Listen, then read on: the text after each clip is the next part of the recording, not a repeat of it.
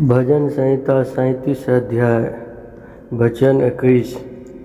दुष्ट ऋण लेता है और भरता नहीं, परंतु धर्मी अनुग्रह करके दान देता है।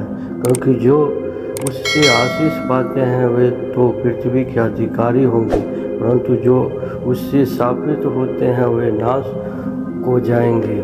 मनुष्य की गति यहोवा की ओर से दृढ़ होती है और उसके चलन से वह प्रसन्न रहता है। चाहे वह गिरे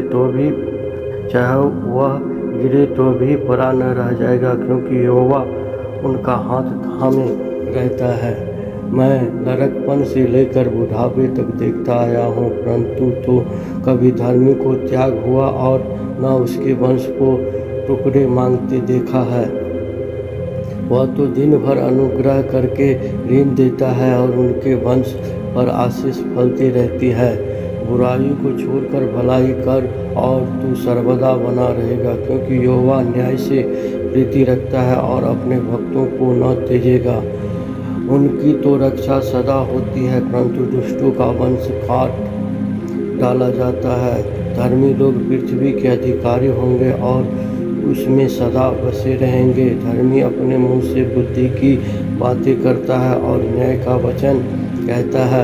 उसके परमेश्वर की व्यवस्था उसके हृदय में बनी रहती है, उसके पैर नहीं फिसलते। दुष्ट धर्मी की ताकत में रहता है और उसके मार डालने का यत्न करता है।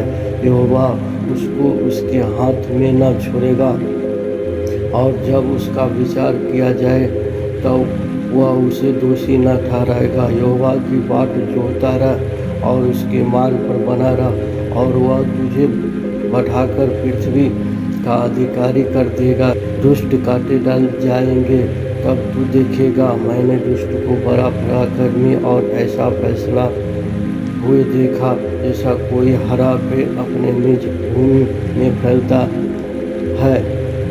परंतु जब कोई उधर से गया तो देखा कि वह वहाँ है ही नहीं, और मैंने भी उसे ढूंढा परंतु कहीं न पाया। खरे मनुष्य पर दृष्टि कर और धर्मी को देखकर, क्योंकि मेल से रहने वाले पुरुष का अंत फल अच्छा होता है, परंतु अपराधी एक साथ सत्यानाश किए जाएंगे। दुष्टों का अंत फल सर्वनाश है, धर्मियों की मुक्ति यहोवा की ओर से होती है।